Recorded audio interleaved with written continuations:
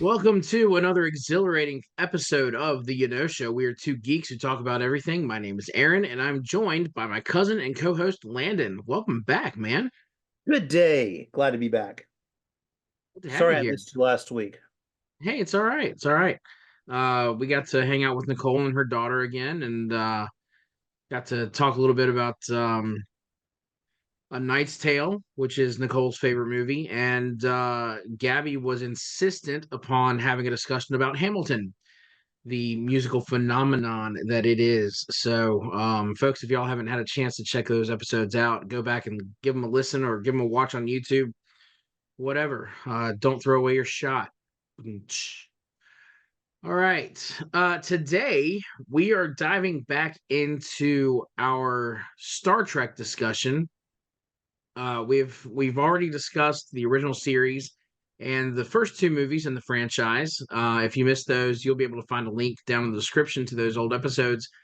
But today we are getting into the 1984 sequel, Star Trek III: The Search for Spock, which was directed by none other than Leonard Nimoy himself. That's right. So, what are your overall thoughts on this movie as we get back into the Star Trek galaxy? This would be, funnily enough, the third movie and my third ranking favorite movie of the originals. Oh, And really? yeah, because my first is Undiscovered Country, second is Wrath of Khan, which is sometimes really tied. It's really that's more nostalgic than anything else, and I'll talk more about that when we get to Undiscovered Country as to why that meant a lot to me at the time. But this one is solid where it's at. And I mean, I guess, like especially as you get through it and get to the end and everything, it was just such an epic build. This is like a part two of a movie. You know how you have like Deathly Oh, yeah. Hallows Part One and Part Two? It's really Star Trek Wrath of Khan 2 is really Right. what this is. And it completes the arc, and of course they've got to dig their way out of their circumstance with Starfleet and four, but this is like really a two-part part B. You know what I mean? Right. So Yeah. that's the reason why I think it's so epic, and it builds to me, and it's what happens here shapes the rest of them. Yeah. Now, a lot of folks, a lot of fans really consider this the second part of a trilogy. So, Hmm. like, they'll refer to two, three, and four as the Genesis trilogy, right? Oh, that's fair. So you've got what started out in Wrath of Khan with the Genesis uh project and the device that wound up creating this planet at the end of Wrath of Khan, this picks up right after Wrath of Khan, where we're leaving behind uh, this new world that has been created by the Genesis device, but they're also leaving behind their fallen comrade Spock, who made it possible for them to escape the Genesis explosion by sacrificing himself, getting into the warp core, and exposing himself to all that radiation. And of course, he dies from that. The needs of the many outweigh the needs of the few or the one. And so, spoilers for this is a 40-year-old movie now, but what Oh, did you think about how the film handled Spock's eventual resurrection and the lengths the crew went to in order to bring him back? I thought they handled it well. I mean, honestly, like you've seen so many things like I have shows and movies where somebody comes back from the dead, Yeah, and it's just very much like tied off with an explanation, or something happens and then it's just you're dealing with it along the way. This whole movie is Spock coming back, really, all the way to the very end. And sure. so as Genesis is the planet is changing because of Genesis, so is Spock changing, you know what I mean, and growing. And I thought that was really cool because it's an easier pill to swallow. You get it in a bit of doses, as opposed to just, hey, you died tragically, we're all emotionally affected by that, and then all of a sudden you're back and hey, how you doing? It's, I mean, almost like Data, if you think later on with Next Generation and those Data, the refurbished or new Data coming. You know what I mean? It's a long drawn out, and that's so smart that they did it that way, in my Yeah. opinion. Yeah, I mean, it's really neat the way that they're able to tie Spock's resurrection and his growth to what's happening to the planet. Like Right, he is his development is directly affected by the fact that Genesis, the planet, is falling apart, right, and is rapidly evolving. The planet is rapidly evolving into something it was never meant to be, and so as the planet ages, so does this Spock that we see, and it's not like we join David, who is what was in charge of the Genesis project, or him and his mother in Wrath of Khan, who is he is Kirk's son, and Lieutenant Savick. They are down on the planet, um, just investigating, trying to find out how is the Genesis um, project working out? Is this doing what it's supposed to do? And we find out through some of David's exposition that he cheated in creating this device and used an illegal substance basically to try and make it work right, better. right, But in fact, it's undoing. And at the same time, they're the ones who discover that Spock is there and he's alive, but he is not the Spock that they know. He's a right, child, right. and he doesn't really have a mind. He doesn't have a soul because he left that with Bones at the Right. end of I was about to say episode 2. At the end of Wrath of Khan, he we see that moment where he Remember. does that mind meld, yeah, and he tells him to remember, and so it's like, what does that mean? But then we come back to it, and that's really what it is. He's kind of um uploading his soul Yeah, yeah, yeah. and and uh and trying to like have a save state so that he can come back later. Did you think it was funny, like that part when his room's been sealed off, right? And then there's a life form in Spock's room, like on Enterprise. And then Jim goes in there, and there in the shadows, Jim, Yeah, he's got it sounded like Leonard Nimoy, right? yeah, And then he goes up and then clearly he grabs Bones, and it's Bones saying, "Take me to Mount Slevia," or whatever it's called, on Vulcan. And it's crazy to me because that whole aspect of Bones was well, it was funny because obviously Bones is such the antithesis of Spock. So for him to be that was cool. For yeah. many reasons. Maybe this is more fandom than anything like that. But it says to me that it wasn't just because he could have done it to Scotty, right? Right. Oh He yeah. was there, he could have done it. He chose to do it to Bones when he knew he was going to die. And to me, that says that he considers Bones to be a friend, even though he doesn't show it. And of course, Bones to him as well, you know? Yeah. Yeah. They've got that antagonistic kind of friendship that goes Right. on, but when push comes to shove, they both can rely on each other, and that's a beautiful thing at the end. Yeah. When they do manage to save Spock from the dying Genesis planet, and they bring him and deliver him and Bones to Vulcan so that they can do the ritual and remove Spock's Katra Right. from Bones and install it back into Right. this new resurrected form of that Spock has. It's explained to McCoy that this is a dangerous Right. transference. Like, they don't say what could happen, but we But it's assume kind of like that death is implied on the you line. could die. Yeah. Yeah. Right. And he says, I choose the danger. And so, like, to me, that really speaks to his character, Right. and he may have his differences with Spock, but when push comes to shove, he loves the man. He's his friend, and he is willing to put his life on the line to bring him back, essentially. And so I thought that what they did with DeForest Kelly and his character in this movie, I did too. I I liked it thought a they lot. did such a great job, and just it's almost like they gave him a little bit extra to do, as opposed to what It's the you same. usually see Yeah. him. Yeah. Just the Thank you. doctor. He's he's dead, Jim. Yeah. Damn, I'm a doctor, not a doorstop. That kind of stuff, Yeah, you know? yeah, yeah. Yeah, no, I thought that was great too. One of the things that I love about these Star Trek movies is it's not over like with the bad guy dying. I mean, you notice that in the last one with Khan. He has his moment, he has his speech, but then they've still got to deal with the ramifications because in the end it's about the crew and it's about those characters you love and their survival and dealing with stuff. Even in this one, like you get Christopher Lloyd out, which was so great that he was the bad guy. He's such a good bad guy. Gosh. He's so good. But even Yeah. after that, he dies, and that's not the end. Like you've got this, they gotta go, and they've got to go to Vulcan.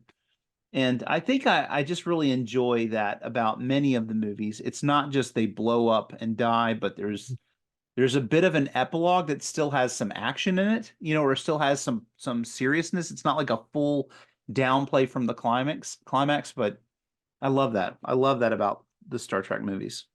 Well, it's almost like in a TV show where you've got it's split up into like four acts or whatever, and in the Yeah. third act, really, that's where your climax is. And we're talking about, like, let's use Smallville as an example. Like, Clark usually beats the bad guy before that last commercial break, right? Right. And then you come back from commercial and you have this epilogue. You have At the let's Talon. right. We're gonna wrap up the episode. Um, we're gonna go see Lana working at the Talon, and she's gonna be all passive aggressive because Clark, went to save the day again, but wouldn't explain himself to her. Or Lex is having some existential crisis Right. uh, With his with Lionel. father. With his Yeah, father, my father, you it's know? just, yeah. So you get that epilogue kind of thing. So it's almost where it's like a TV show, and Yeah. it's fitting because this started out as a TV TV show. show. Yeah. I do want to come back to Christopher Lloyd, but let's talk about William Shatner. So he's back as Admiral Kirk, still an admiral at this point. How do you think he did with portraying this emotional weight of, Kirk's? This is a very personal mission for him to rescue Spock, and at first he thinks he's just going to Genesis to retrieve a dead body.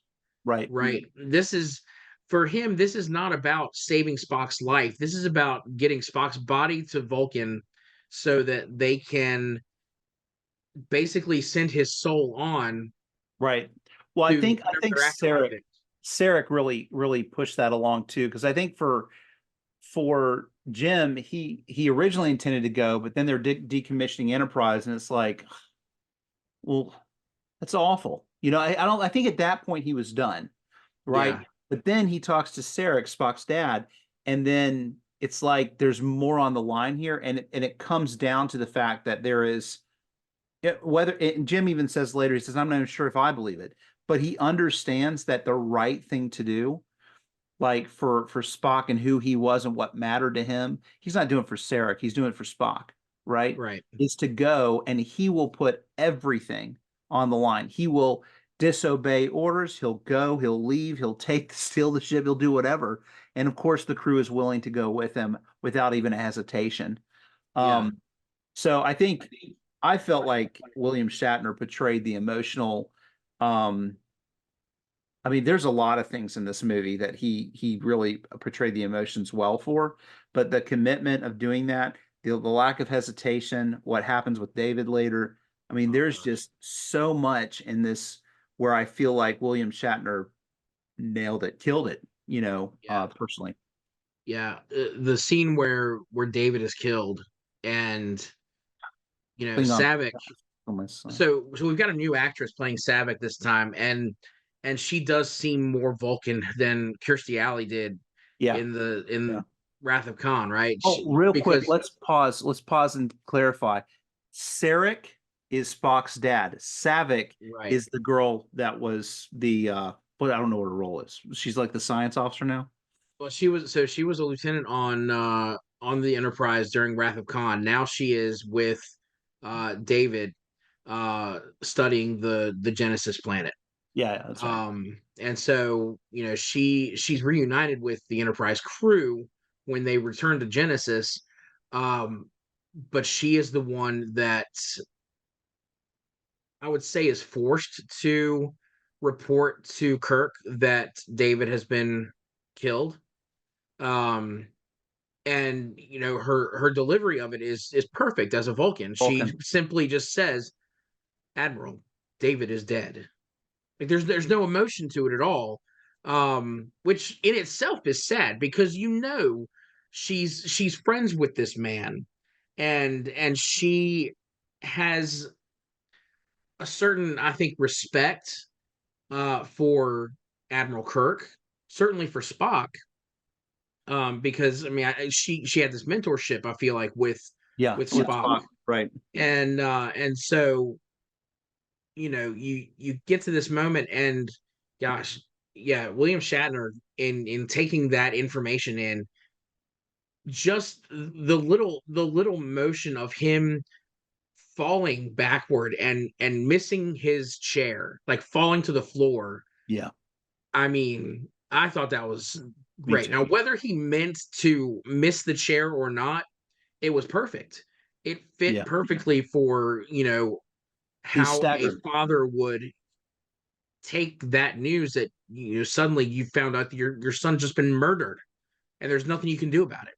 Right. Um, and we mentioned Right. Sarek. I do want to say, like, at the beginning of the movie, where Sarek comes and confronts uh Kirk there in his apartment, right there at the start of the movie, that scene, again, for a Vulcan, it feels so emotionally charged. And part of that could be that, when he mind melds with Kirk to experience Spock's final moments, it's overwhelming for him. And Right. because, they when they mind meld, they get to experience all of the emotions that Right. the other person has. Right. So yeah, I think that's fair. And they all do so well. Sarek, being married to a human, I mean, you got to imagine. I mean, Sarek is Vulcan through and through, but still just you think about um Spock's exposure to all the humans on the Enterprise over years, and he had a little bit of humanity because he is partly human, right? Right. And he's half human. But I still think you're right. I think there had to be at least an understanding that there's a little bit of infusion of that because Sarek's upset. You know what I mean? You can tell he's upset. Not that Vulcans can't be. It's funny how they trait this, right? It's almost like the positive emotions or happiness or joy or silliness or like stupid. But you've Mhm. seen Klingon or not Klingons, Vulcans get really mad. You know what I mean? Yeah. Yeah. You know, Yeah. They not can they not can out loud, easily but be emotionally compromised. yeah, yeah, Um, and again, the lore goes, that Vulcans, it's not that they don't experience emotions, it's that they experience them so passionately right, that somewhere in their history they decided this is a weakness for us, yeah, and we need to learn to repress these emotions. And so by repressing them, all they do is make them even more uh pronounced when they come out. come out right. Yeah, So yeah, it's that's gosh, true. it's so well played by those two in that scene. Coming back to Christopher Lloyd as the Klingon commander Krug, man, I dare say the only role that he has been more menacing in might be Judge Doom from Who Framed Roger Rabbit. Very I true. mean, Very good true. gosh, he is like, he has a one-track mind. He wants this Genesis device, not because of its creative capabilities, but because of its destructive Yeah, capabilities. yeah. Yeah, And he's something else. Like, and he doesn't hesitate. He'll kill his crew. I think he'll go down to the planet, and the guy's like, there's like a slug thing, you know, and he and his I guess his second command is about ready to shoot the little slug thing. He's like, no, no, and that thing he grabs it. It has like sharp prawn things coming out of it, and it wraps around his neck. I mean, it's choking him. I mean, it's really right, choking him, and he just squeezes the life because as a Klingon it's like, that I will battle this. He's like Predator. You know what I mean? I will battle this thing and kill it. But the part with David, no hesitation. I'm gonna kill one. I don't care which one. to show You you know, how serious I am. it reminds Uh, me of Philip Seymour Hoffman in Mission Impossible 3. yeah, oh Just yeah, that very like, I don't care. I don't. I don't care. I'm gonna Yeah. kill. I'm not attached to any of this.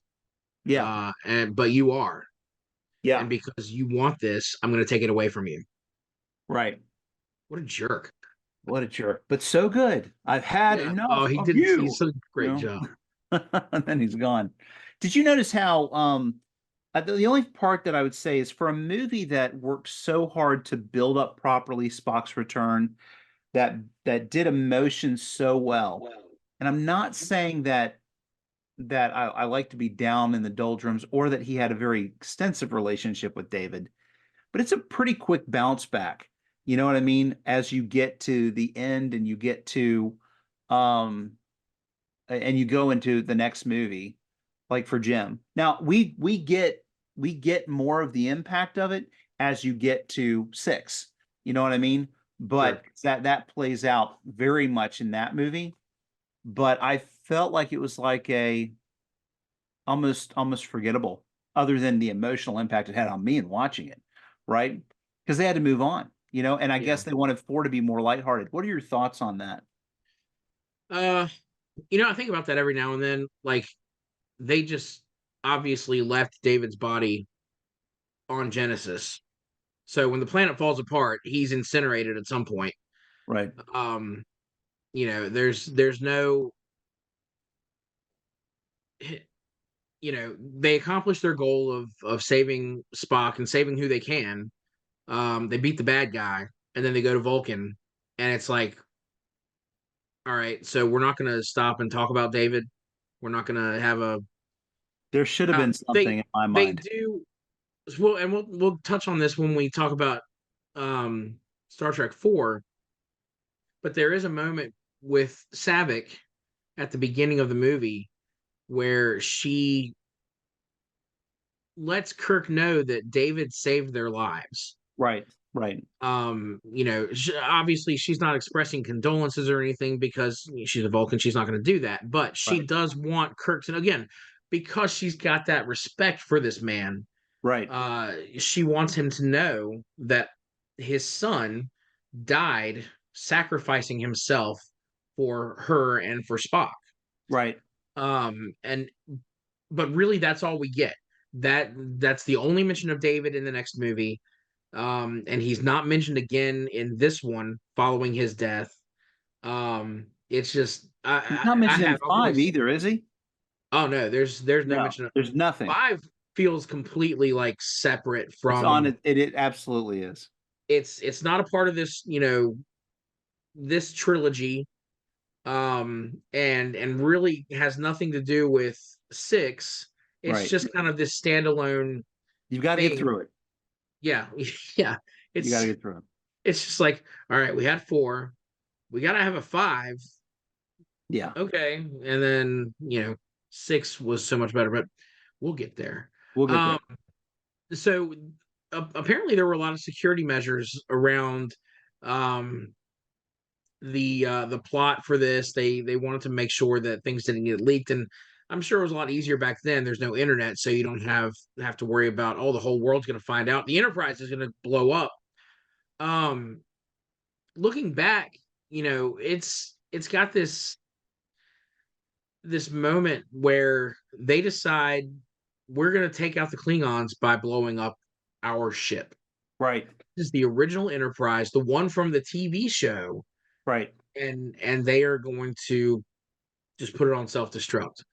um which is a pretty powerful scene. You got the three right. of it's Kirk, um is it Chekhov and Scotty. Scotty, Yeah. and they set it up Everybody their codes. to put in the code. And I love it. He's so serious.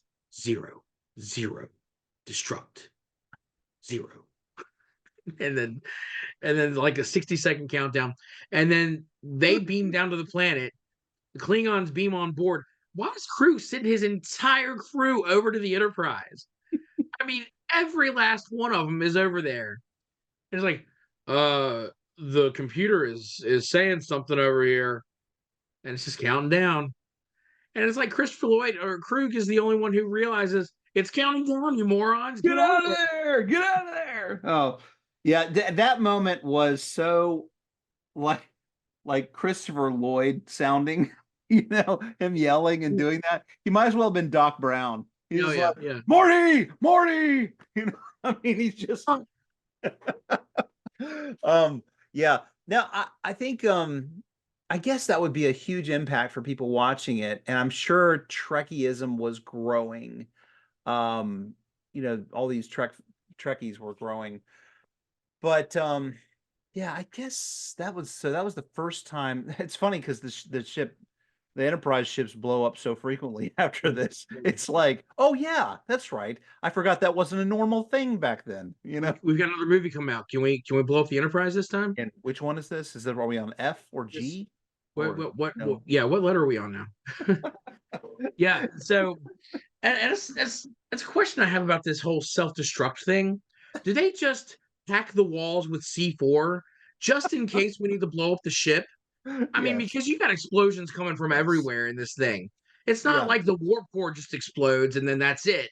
You have explosions everywhere. So stops this thing? Well, it can't be C4 because every time they get hit or some phaser hits their thing, like sparks fly and somebody flies out of their chair for some reason.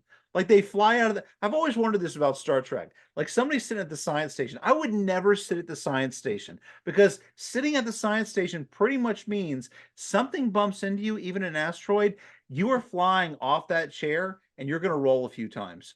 Yeah. It is classic. Suddenly there's sparks and flames, and yeah, you're yeah. I mean, I I don't don't get know it. what's It doesn't impacting matter. you. It's not It like doesn't matter sparks are where the making you phasers move. hit. The phaser's not hitting anywhere near the bridge. The bridge is up on top of the saucer section, right? So where is where's the connection? I Like, would totally be like the second we encounter a bad guy, if I'm at the science station, I'd be like, I'm just gonna um, gotta. I'm gonna go to the restroom. I assume we have those on this ship, right? I mean, the poor science station is the worst place to be, But Yeah. just sparks fly everywhere. So no, there's no C4 because that would just like go over. No, but you're right. It does blow up. There's no greater ship blow up though, in my mind, than the Nostromo. Other than, of course, what you're wearing on your shirt, which is when the planet blows up Oh for yeah. ZBs. But Yeah, and then you get that Sci-Fi Channel kind of logo. yeah, but seriously, that's probably from Aliens, Nostromo. That whole countdown blow up thing, that's drawn out. But for these three guys, they just go up there and they're just like, let's blow up the ship, you That's know? right. And I do appreciate Kirk's response to it once they're done on the planet and they can see the destruction of the Enterprise as it's entering the atmosphere. My God, Bones, what have I done? What you always have to do. Yeah, yeah, that's good. That's good. I'd be like, tell me you're gonna decommission my ship. You'll see what happens. I'll take Yeah, the ship yeah. and blow it up. If I Uh, can't have it, nobody can. that's right. Looking back, the search for Spock has certainly left its mark on pop culture, and it is an essential. It is an essential chapter in this Star Trek saga. So, in your opinion, what is the legacy of this film, and how has it influenced or been referenced in other works of science fiction? Oh, well, other works of science fiction. I guess I think about like just the whole idea of somebody being killed in a chamber of noxious radiation and gas has been like overdone so many times after that. It's almost like that's a good way to die. I like that. Let's Yeah. have people die that way. But as far as like Easter eggs, I don't know of Easter eggs or things like that going back to it. But tell me, what do you got?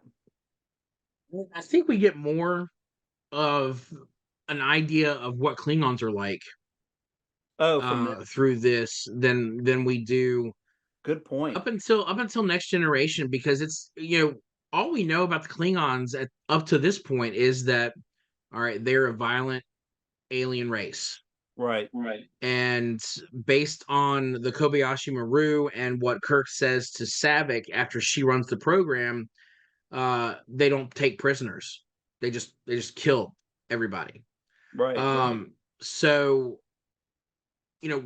I feel like we don't know a whole lot about Klingons, unless of course I'm missing something. I'm forgetting something from the original series, but No, I don't feel like that. The species is explored very much no. until you get to having Worf as a main character in the Next Generation, Yeah, and then even then you have several years of building up his story, and what his family history was, right, how he interacts with the High Council, right. and we get more of that of the Klingon homeworld, and more of the lore there before we get to Star Trek 6, No, where that's true. the Klingons are such a big piece of what's happening in the plot. So, I think with this, it's really our first chance to have a Klingon villain, and see what sort of warriors they really are, and how ruthless they can be when they have a bee in their bonnet over something, Right, you know? right. I think there's been a few different races throughout Star Trek, and I think everything kind of starts with how much time and energy they started spending into the Klingons. You have, of course, the Romulans. You know that there's more that goes into those, and they're an offshoot of the Vulcans. What was the ones that was in Deep Space Nine? What were they called? Dominion. The Dominion, right? You had the Dominion there, and of course you have the Borg. But each one of those, it's like there's this um, very totalitarian regime, this take over the world, take over the universe type of mentality. Um, and is this the first time we've understood a neutral zone or from these movies? No, the neutral zone for both Klingon and Romulans, it existed in the old show. Oh, it did. Okay, gotcha. Yeah. Gotcha. So, because I think that gets played on a lot, and as they violate going into the neutral zone, and the ramifications of that are huge. Yeah, it's I guess you're right. I mean, this really does set the stage because you really don't get anybody like Christopher Lloyd. You had that moment where the plans for Genesis, not Gen, was it who was that was handing off the where Christopher Lloyd at the beginning he has the lady that's there that's the Klingon Oh that yeah. kills. She was a Um, spy. She was getting the Genesis information right, she was a to spy. him. Yeah, yeah. So I think fully, yeah. This you're right, Aaron. This movie really sets the stage for Klingons going forward. Yeah. All right, we're about out of time for this episode. So, do you have any final thoughts regarding Star Trek 3? When we talked before, I said that 4 was not one of my favorites. But when I watched these two movies back to back, I actually, because of the emotional uh, roller coaster and just how epic this 3 was, it made 4 lighthearted and fun for me, and I actually enjoyed it far more. So the only thing that I add about this movie is that if you're looking at like a story or even like an epic, journey of a multi-film, I guess score, this kind of sets that up, and then the next movie gives it kind of takes us to a fun level. So um, I think that's kind of cool. All right, like I said, that's about all the time we've got for today. So, I want to remind our listeners and our viewers to like, subscribe, and hit that bell icon to be notified whenever we post something new. Excuse me, I'm getting Emotional. all worked up. Trying to be a Klingon a Vulcan over here. I can't. Um, anyway, yeah, like, subscribe, hit the bell icon so you'll know what's coming up whenever we post something new. Remember, if you missed our previous discussions about Star Trek, we'll put those links down in the description below, so you'll have a chance to go back and listen or watch those episodes. Come back later this week, and we will continue the Star Trek discussion with a look at the voyage home. So until next time, have a great whatever it is, wherever you are.